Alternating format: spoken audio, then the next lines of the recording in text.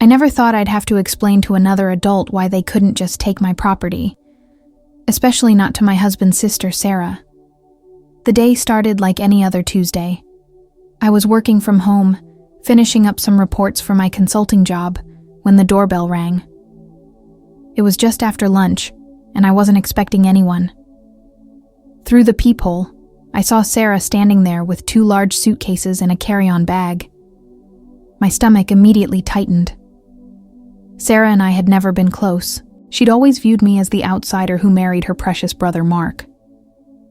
Over the 7 years I'd been married to Mark, she'd made countless passive-aggressive comments at family gatherings, questioned our decisions, and somehow always managed to make herself the center of attention at our events. I opened the door, forcing a polite smile. "Sarah, what a surprise. Is everything okay?" She didn't even say hello. Instead, she looked me up and down and said, "If you have 2 houses, we'll take 1." In a tone that wasn't asking, but telling. Then she started dragging her suitcases inside without waiting for my response. I stood there, frozen in shock. My mind raced back to the previous week's family dinner, when Mark had casually mentioned that we'd just closed on a vacation cottage near the lake. It was a small place we'd saved for years to buy. Nothing fancy, just a simple 2-bedroom getaway where we could escape the city on weekends. We'd worked so hard for it, putting away a little money each month, taking fewer vacations and doing extra consulting work on the side. "Wait," I said, putting my hand on one of her suitcases. "What are you talking about?" Sarah rolled her eyes like I was being deliberately obtuse. "You and Mark have 2 houses now. You don't need both. We'll take the lake house." The "we" she referred to was herself and her husband, Todd, who I now noticed was pulling up in their car with even more luggage. They weren't just dropping by. They were planning to move in. "Sarah, that's not how this works," I said, trying to keep my voice steady. "The lake house is our vacation home. It's not available for anyone to just take." She laughed, actually laughed, as if I'd said something ridiculous. "Come on, Jennifer. You know how hard things have been for us. Todd's business is struggling, and you guys have more than enough. It's what family does." I could feel my cheeks burning. Yes, Todd had made some poor business decisions that had cost them financially, but they weren't destitute. They still lived in a nice suburban home, took annual vacations, and Sarah always had the latest designer bag. Their definition of struggling seemed to be not having everything we want. "I understand things have been challenging," I said carefully, "but our lake house isn't a solution for your situation." Sarah pushed past me, dragging her suitcase into our living room. "We're not asking for charity. We'll take care of the place, maybe even do some improvements. It just makes sense. You guys are barely there, and we need a fresh start." Todd had now joined us, carrying 3 more bags. He gave me a nod that was somewhere between apologetic and entitled, a unique combination that only Todd could manage. "Hey, Jen, thanks for this. It means a lot," he said, as if the matter was already settled. I stood there, feeling like I was in some bizarre alternate reality. Had they actually convinced themselves that this was reasonable? That they could just announce they were taking our property and we'd happily hand over the keys? "Where's Mark?" Sarah asked, looking around the house. "He knows we're coming." That hit me like a bucket of cold water. "Mark knows about this?" Sarah nodded, with a smug smile that made my blood boil. "We discussed it on Sunday when he came over to help Todd with the car. He didn't tell you?" My husband and I had always been transparent with each other, especially about major decisions. If he had agreed to let his sister and her husband move into our vacation home, the one we'd sacrificed for years to afford, without even mentioning it to me, this was going to be a much bigger problem than I thought. "He must have forgotten to mention it," I said, trying to keep my composure while my mind raced. "Typical Mark," Sarah said with a laugh. "Anyway, we were thinking we could go up to the lake house this weekend. We've already started packing up some of our stuff, and Todd has a guy coming to look at our house next week." They weren't just talking about staying for a while. They were planning to move in permanently and sell their own house. The audacity was breathtaking. I needed to talk to Mark before this went any further. I pulled out my phone and stepped into the kitchen, dialing his number. It went straight to voicemail. He was probably in meetings all afternoon. When I returned to the living room, Sarah and Todd had made themselves comfortable on our couch. Sarah was flipping through a magazine, and Todd was checking his phone. "Should we order something for dinner?" Sarah asked casually. "I'm thinking Italian. Todd's buying." She said it like she was doing me a favor by offering to pay for dinner in my own home. I took a deep breath. I needed to handle this carefully. Until I could talk to Mark and figure out what exactly he had told them, I didn't want to create a family rift by kicking them out, but I also wasn't going to let them steamroll me. "You're welcome to stay for dinner," I said, choosing my words carefully. "But I think there's been a misunderstanding about the lake house. Mark and I need to discuss this together before any decisions are made." Sarah's expression hardened. "There's nothing to discuss. Mark already agreed. We're family, Jennifer. Family helps each other out." The way she emphasized family made it clear that she didn't consider me part of that circle. In her eyes, I was still the outsider, even after 7 years of marriage. "I understand that family supports each other," I replied. "But taking our vacation home isn't support. It's something else entirely." Todd cleared his throat uncomfortably, finally seeming to sense the tension. "Maybe we should wait to talk about this when Mark gets home," he suggested. Sarah shot her husband an irritated glance. "There's nothing to wait for. It's decided. Mark said it's fine." I stood my ground, crossing my arms. "Well, I haven't decided. And since I co-own the house, nothing is final until we both agree."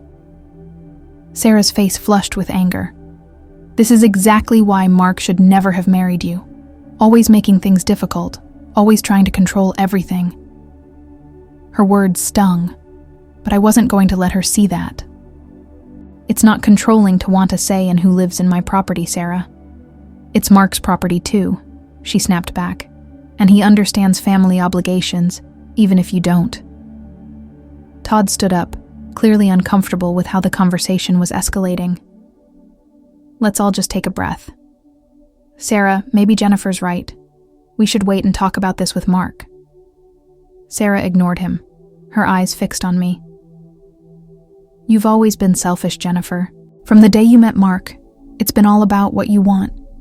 The wedding you wanted, the house you picked, the vacations you chose.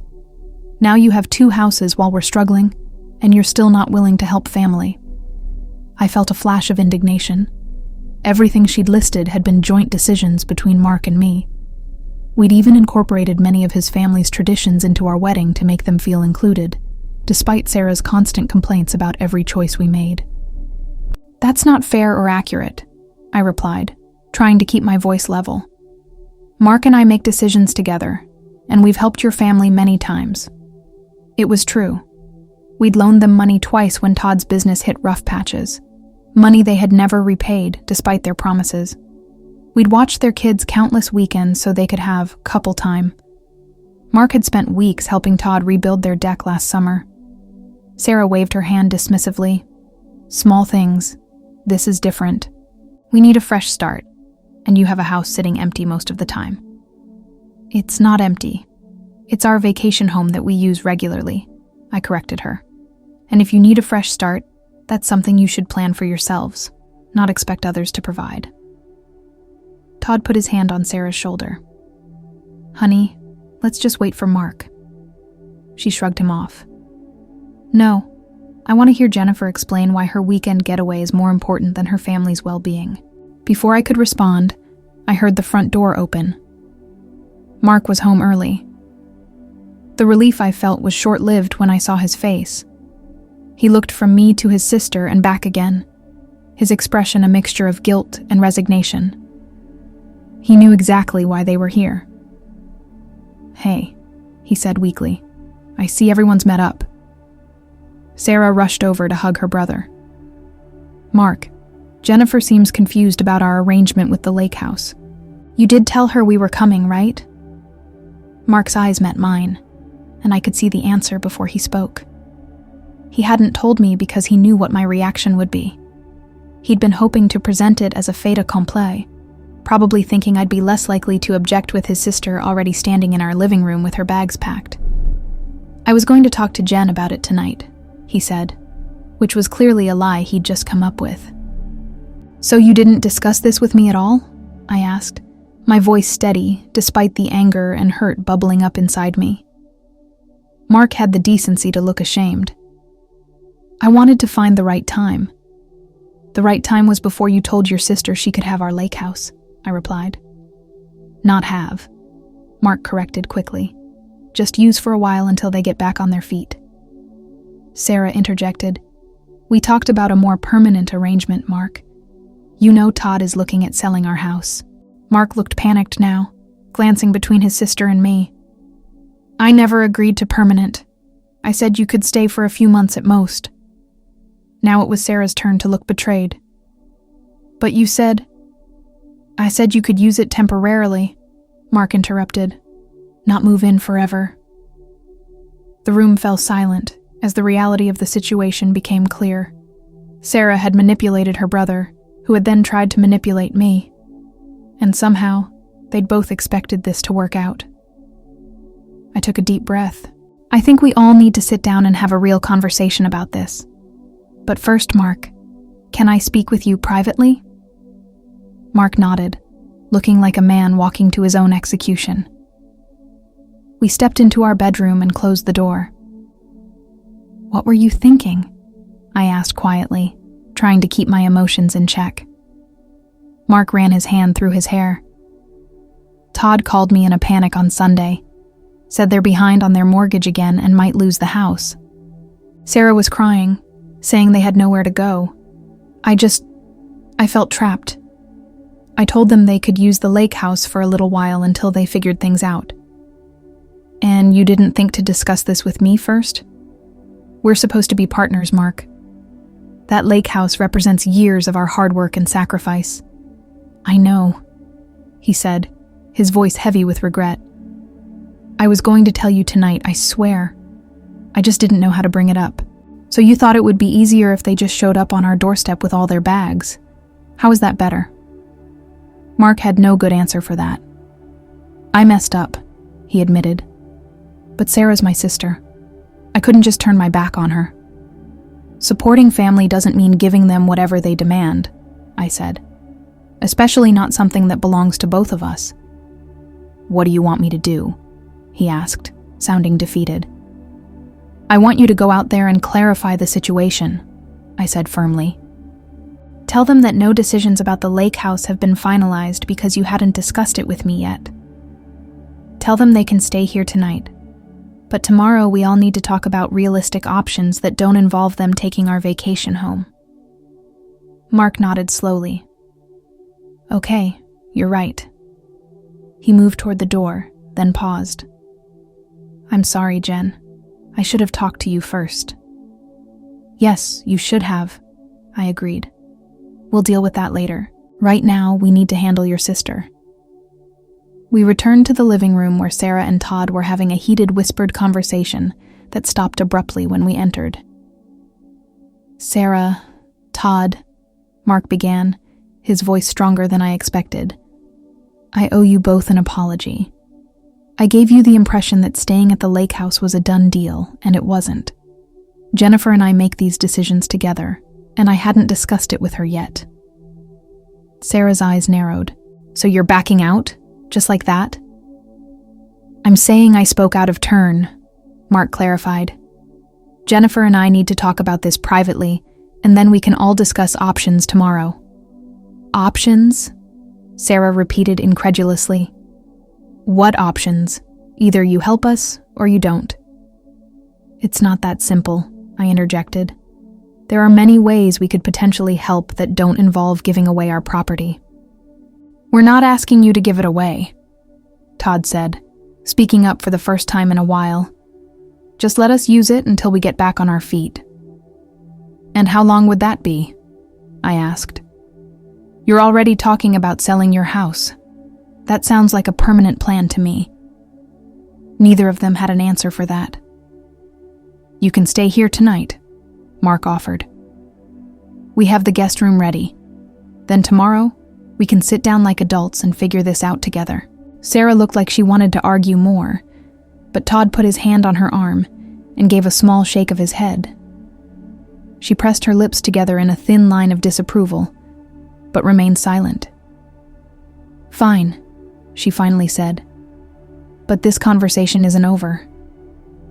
As they took their bags to the guest room, Mark and I exchanged a look. This was only the beginning of what promised to be a very difficult family situation. But at least now we were facing it together, as we should have been from the start. That night, dinner was a tense affair. Sarah barely spoke, except to make pointed comments about family loyalty. Todd tried to keep the conversation going with awkward small talk about the weather and sports. Mark looked miserable, caught between his wife and his sister. I maintained a polite demeanor, but inside I was seething at the position they had put us in. After dinner, Sarah and Todd retreated to the guest room early, claiming they were tired from the day's excitement. As soon as they were gone, Mark helped me clear the table. I really am sorry, he said quietly as we loaded the dishwasher. I never should have made that promise without talking to you. No, you shouldn't have, I agreed. But what's really bothering me is why you thought you couldn't tell me about their situation. Did you think I wouldn't want to help them at all? Mark sighed. Honestly, I wasn't thinking clearly. Sarah called me crying. Todd was talking about bankruptcy, and I just wanted to make the problem go away. Offering the lake house was the easiest solution in the moment. The easiest for whom? I asked. Not for us. And probably not for them in the long run either. They need to address whatever financial issues keep getting them into these situations, not just find a free place to stay. The next morning, I woke up early and went for a run to clear my head.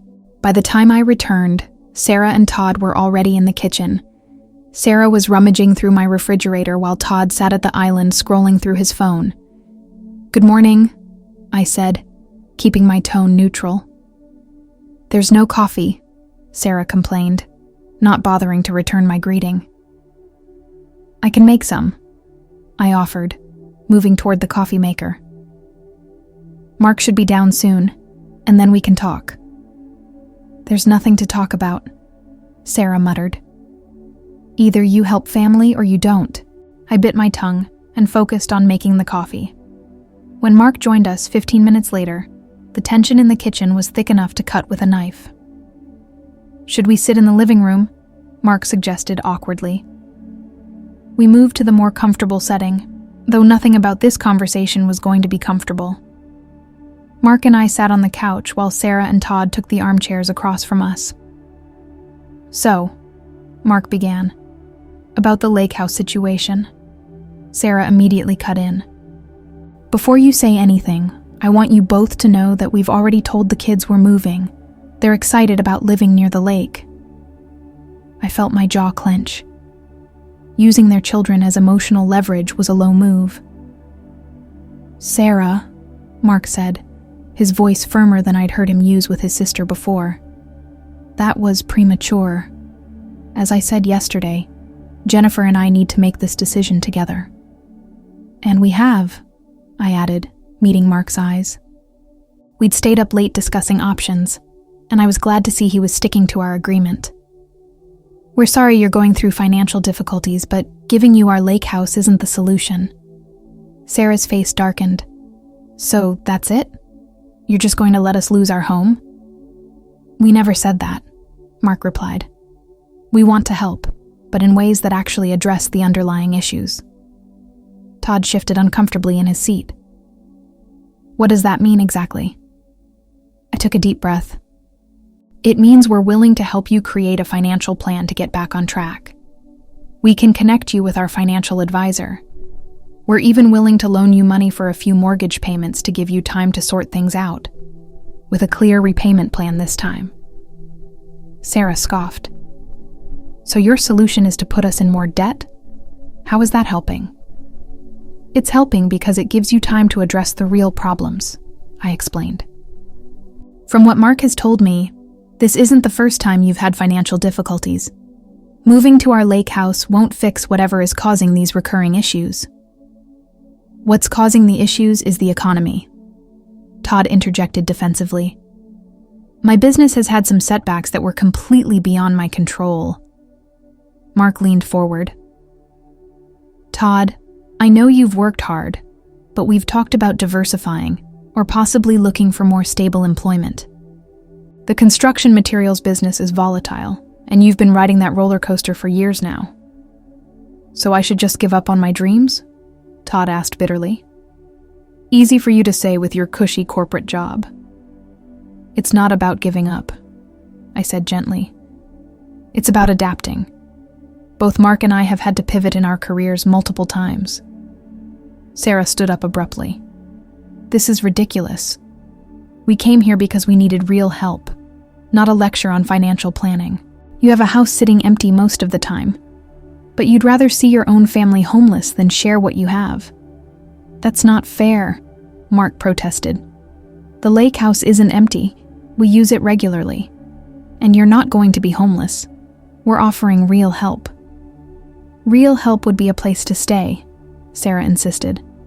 Not more debt and financial advisors who'll just tell us to cut back on expenses we've already cut. I stood up too, trying to keep my frustration in check. Sarah, the lake house is not an option, but if you're truly concerned about becoming homeless, you could consider downsizing.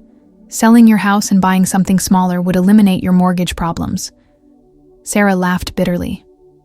Downsizing? To what? A shack? Our house is already the smallest one in the family. Meanwhile, you two have more space than you could ever use. That's not the point, I replied.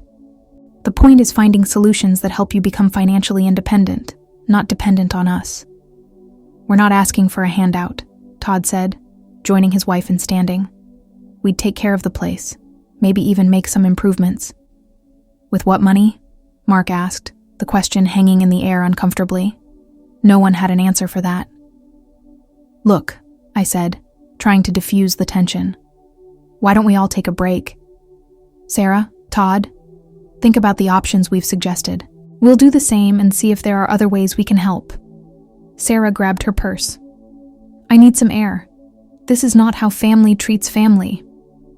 She stormed out the front door, leaving Todd looking awkward and uncertain. I should go after her, he said. Mark nodded. Maybe give her a few minutes to cool down first. After Todd stepped outside, Mark turned to me with a heavy sigh. That went about as well as expected. Did you really think it would go any other way? I asked. They came here with a specific expectation that we were going to give them our lake house. Anything less was going to disappoint them. Mark ran his hands through his hair. I know. I just hate being caught in the middle like this. You wouldn't be in the middle if you talked to me first, I reminded him gently. You're right. I'm sorry. We sat in silence for a few minutes, both processing the tense confrontation. Do you think they'll consider any of our suggestions? I finally asked. Mark shook his head. Honestly, no. Sarah has always been stubborn, and once she gets an idea in her head, it's hard to change her mind. So what do we do now? I don't know, he admitted, but I'm not giving them our lake house. That was a mistake on my part, and I shouldn't have even suggested it as a possibility. I reached over and squeezed his hand. Thank you for backing me up on this. I know it's not easy standing up to your sister. It's not, he agreed. But you're my wife, and we're partners. I should have remembered that from the beginning. About 20 minutes later, Sarah and Todd returned. Sarah's eyes were red-rimmed, but her expression was resolute. We've decided to stay here while we figure things out, she announced, as if it were her decision to make. Mark and I exchanged glances.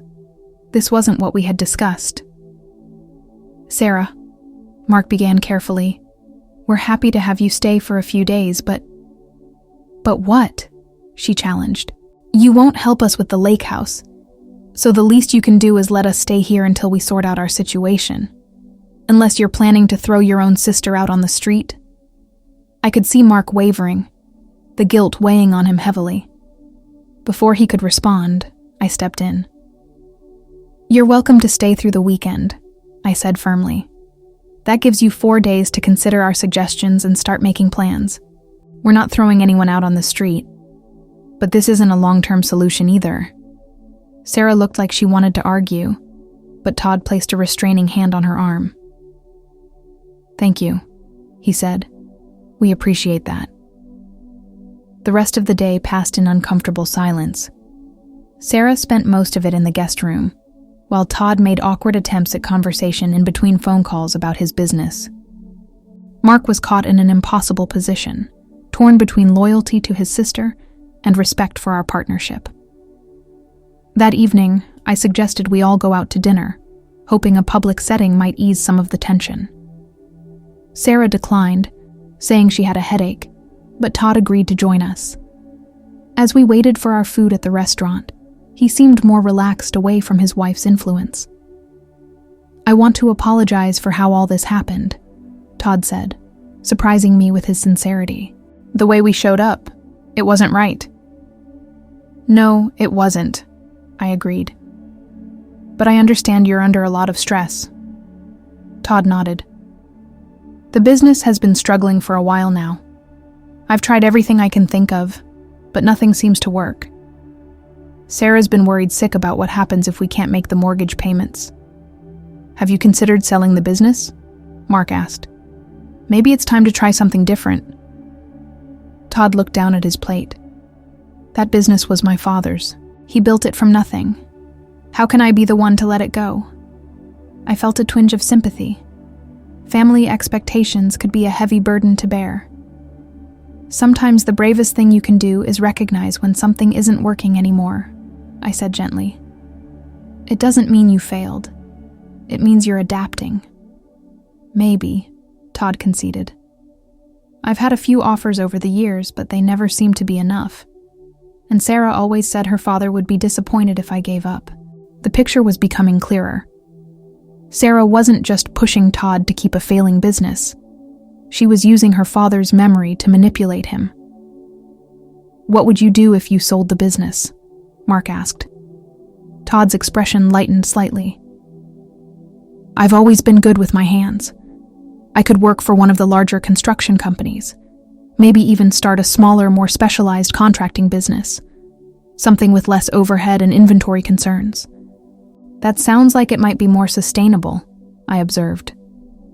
It would be, Todd admitted, but Sarah's got her heart set on maintaining a certain lifestyle.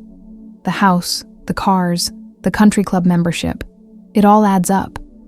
And every time I suggest cutting back, she reminds me that her brother doesn't have to cut back. He gave Mark an apologetic look. Everyone's situation is different, Mark said. Jennifer and I worked hard to get where we are, and we made a lot of sacrifices along the way. Todd nodded. I know. And for what it's worth, I never expected to just take your lake house. That was Sarah's idea. I thought we might rent it from you for a while, at most. This revelation didn't surprise me, but it was good to hear Todd acknowledge it. I think you need to have a serious conversation with Sarah about your finances and priorities, I suggested. Without that, no solution is going to work long term. You're right, Todd agreed. It's hard to stand up to her sometimes. I understand, Mark said, and I knew he truly did. But sometimes you have to have difficult conversations for the good of your family. When we returned home, Sarah was waiting in the living room. She looked at the three of us coming in together and narrowed her eyes suspiciously. Have a nice dinner, she asked, her tone implying there was something inappropriate about our outing. It was good, Todd replied.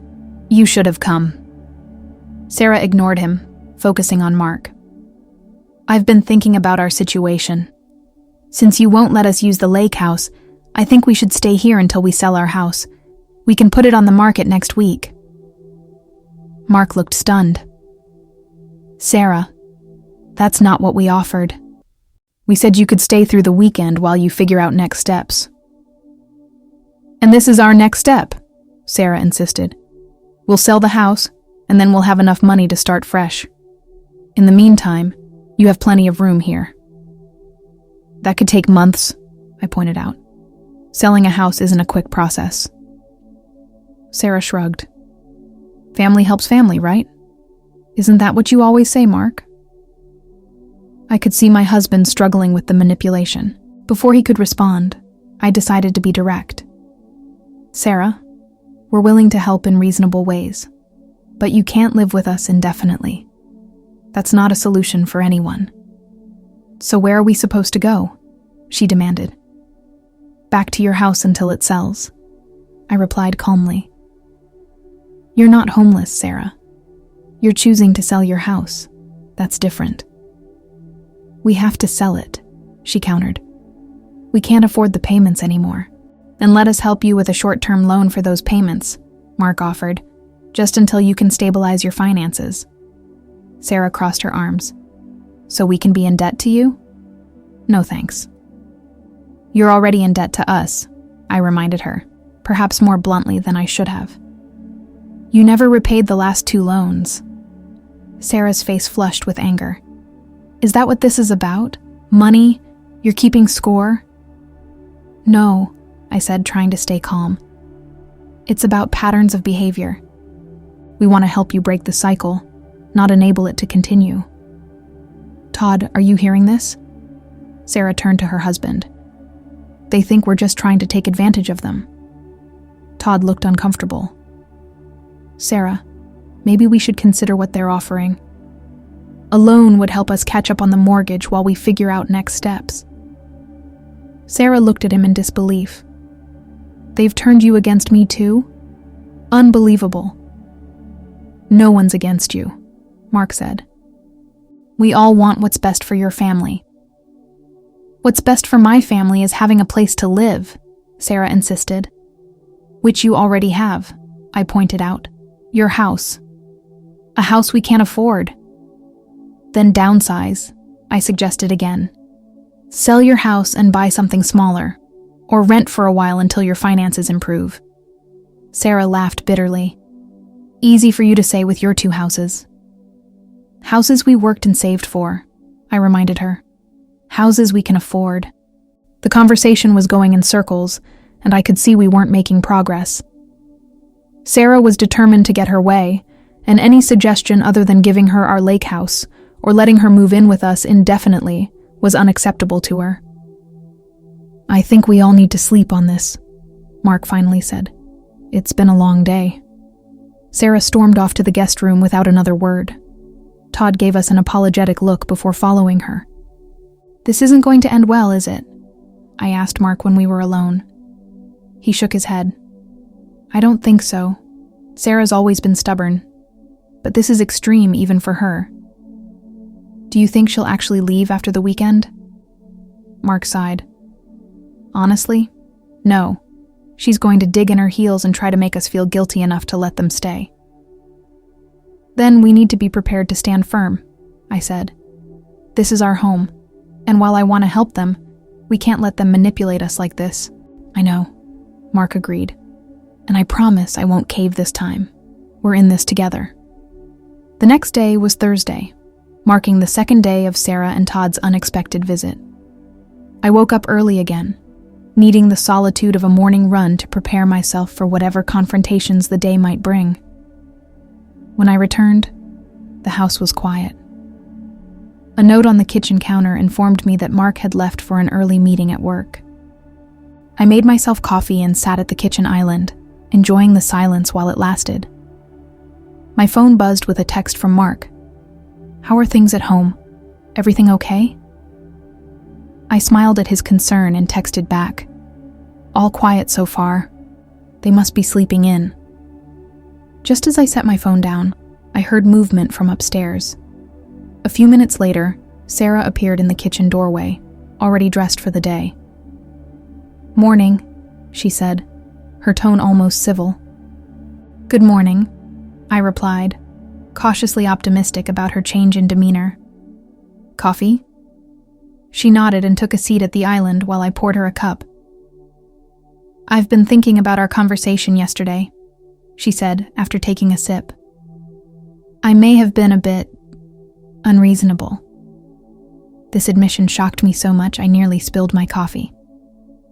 Oh? Yes, Sarah continued. Todd and I talked a lot last night, and I realize we put you and Mark in an awkward position by showing up like we did. I appreciate you saying that, I said carefully, not entirely trusting this sudden change of heart. We still need help, she clarified quickly. But maybe taking your lake house isn't the right solution. I nodded, relieved that at least we seemed to be making progress on that front. I think that's wise. There are other options we can explore. Sarah took another sip of her coffee. So I was thinking, what if we just stayed here for a while? Not indefinitely, but maybe for a few months while we get our finances sorted out. We could even pay a little rent once Todd's business picks up again. And there it was, the real agenda. Not an apology or a recognition of boundaries, but simply a pivot to a different demand. Sarah, I began gently, that's still not a workable solution for us. Mark and I both work from home frequently. Having 4 adults living in this space long-term would be challenging for everyone. Her expression hardened slightly. So you'd rather see us struggle than be inconvenienced for a few months? That's not what I said, I replied, working to keep my tone even. There are many ways we can help that don't involve you moving in with us. Like what? More loans we supposedly won't pay back? The brief moment of civility was evaporating quickly. Like helping you create a realistic budget. Or connecting you with resources to refinance your mortgage. Or even helping Todd explore new career options if his business isn't sustainable anymore. Sarah scoffed. Todd's business is fine. It's just going through a rough patch. Sarah, from what Mark has told me, it's been going through rough patches for years now. At some point, you have to consider whether it's the patches that are the problem or the business model itself. She glared at me. You don't know anything about Todd's business. You're right, I don't, I conceded. But I do know about patterns. And I know that hoping things will magically improve without making fundamental changes isn't a strategy. It's wishful thinking. Before Sarah could respond, Todd entered the kitchen, looking tired but determined. Morning, he said, nodding to both of us. Everything okay in here? Jennifer was just explaining why she doesn't want to help us, Sarah said sharply. Todd sighed. Sarah, that's not fair. I was surprised by his willingness to contradict her. Something had definitely shifted between them. I was explaining why moving in here isn't the best solution, I clarified. But I was also suggesting alternatives that might actually address your underlying financial issues. Todd nodded. I appreciate that, and I've been doing some thinking of my own. I've decided to call Martin Keller today. Sarah turned to him alarmed. The guy who wanted to buy your business? Todd, we've talked about this. No, you've talked about it, Todd corrected her gently. And I've listened because I wanted to respect your feelings. But the truth is, the business hasn't been profitable for over 2 years now. We're draining our savings to keep it afloat, and it's not getting better. I quietly slipped off my stool, giving them space for what was clearly becoming a private conversation. I'll let you two talk. I need to get some work done in my office. Neither of them acknowledged me as I left, too engrossed in their own discussion. I retreated to my home office and closed the door, but I could still hear their voices rising and falling in the kitchen below.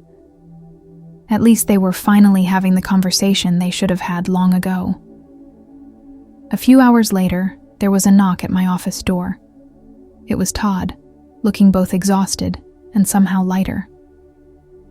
Can I talk to you for a minute? He asked. Of course. I gestured to the chair across from my desk. Everything okay? Todd sat down heavily. Yes and no.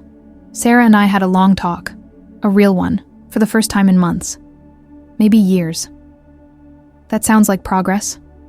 He nodded. It is. I called Martin about the business. He's still interested, though the offer isn't as high as it was a year ago.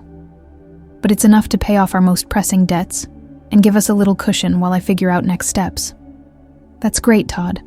I think that's really brave. He gave a small smile. Thanks. It doesn't feel brave. It feels terrifying. But also right, somehow. And how did Sarah take it? Todd sighed.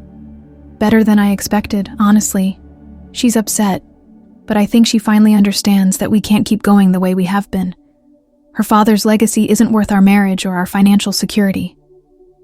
That's a big realization, I observed. Yeah, he agreed. Anyway, I wanted to thank you for standing your ground. If you had given in and let us have the lake house, we'd just be postponing the inevitable, and probably making things worse in the long run. His gratitude was unexpected but welcome. I appreciate you saying that, Todd, and I'm glad you and Sarah are working through this together. We're trying, he said. Which brings me to the other reason I wanted to talk to you. We're going to head home tomorrow. Sarah's not happy about it, but she understands we can't stay here indefinitely. Relief washed over me. I think that's for the best. But please know that Mark and I still want to help, just in ways that actually support your long-term stability.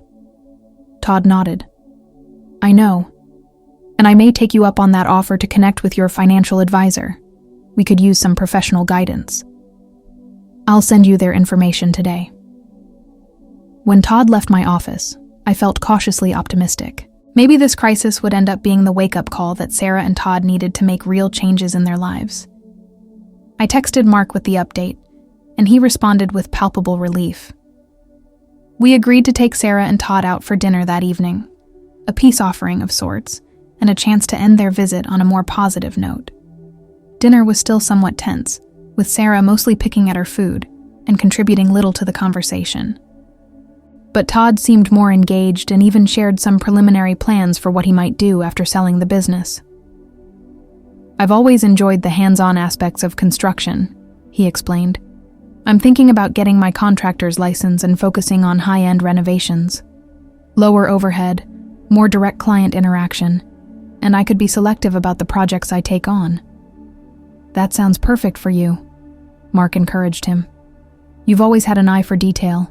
Sarah remained quiet through this discussion, but I noticed she wasn't overtly disagreeing either. It was progress, however small. When we returned home, Sarah surprised me by asking if we could talk privately. Mark raised his eyebrows but didn't object as Sarah and I moved to the back patio while he and Todd stayed in the living room.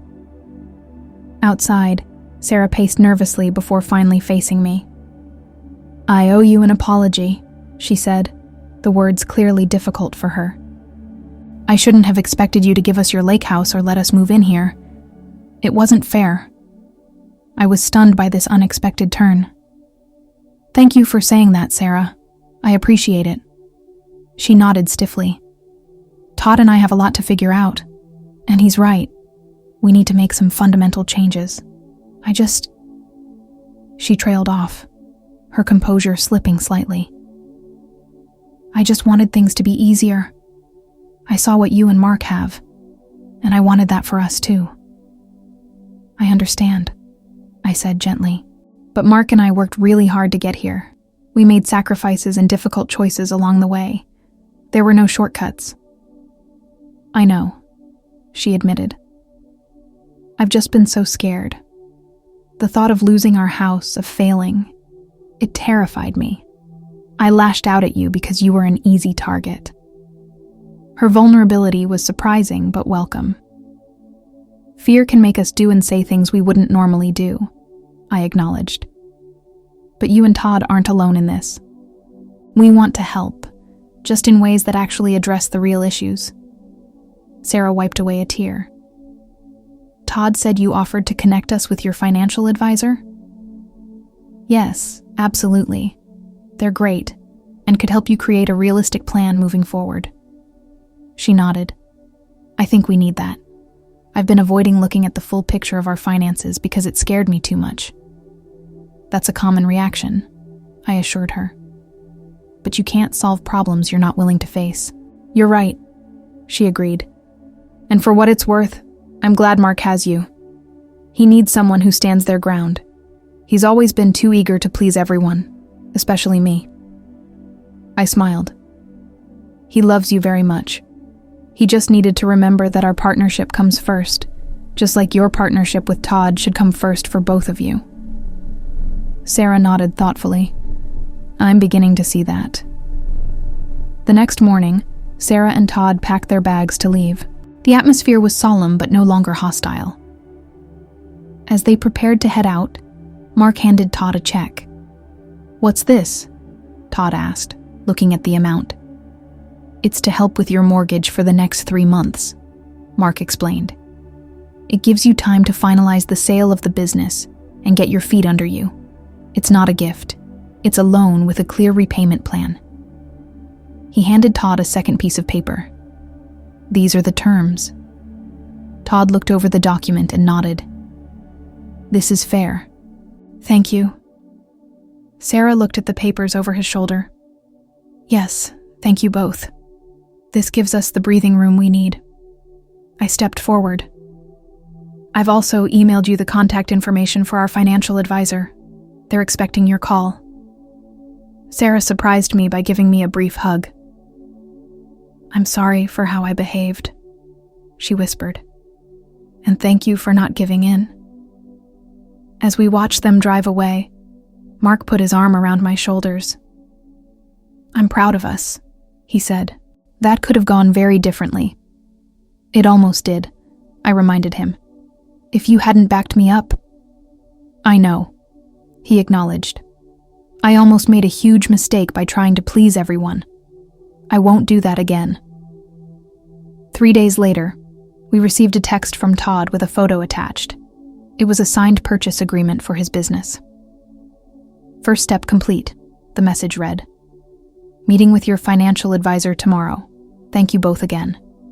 A week after that, Sarah called to tell us they'd listed their house and were looking at smaller properties in a more affordable neighborhood. "It's not easy," she admitted, "but it feels right. Like we're finally taking control instead of just reacting to crises." As for Mark and I, we spent the following weekend at our lake house. As we sat on the deck watching the sunset, I couldn't help but reflect on how differently things could have turned out. "I'm glad we stood firm," I told Mark. "Not just for us, but for them too." He nodded, squeezing my hand. "Me too. Sometimes the best way to help someone isn't by giving them what they want, it's by giving them what they need." "Even when that's boundaries," I added. "Especially when that's boundaries," he agreed. We sat in comfortable silence, watching the light fade over the water. Our little lake house wasn't just a vacation home. It was a symbol of our partnership, our shared goals, and our commitment to making decisions together. And in standing firm to protect it, we'd not only preserved our own boundaries, but had perhaps helped Sarah and Todd begin to build healthier ones of their own. Sometimes the most loving thing you can do for family isn't to give them whatever they demand. It's to help them find their own path forward, even when that path is harder than the easy solution they might prefer. True support isn't about enabling dependence. It's about encouraging growth and resilience. And sometimes, that means having the courage to say no, even when saying yes would be easier in the moment. As difficult as the past week had been, I was grateful for what it had taught us all about family, boundaries, and the true meaning of support.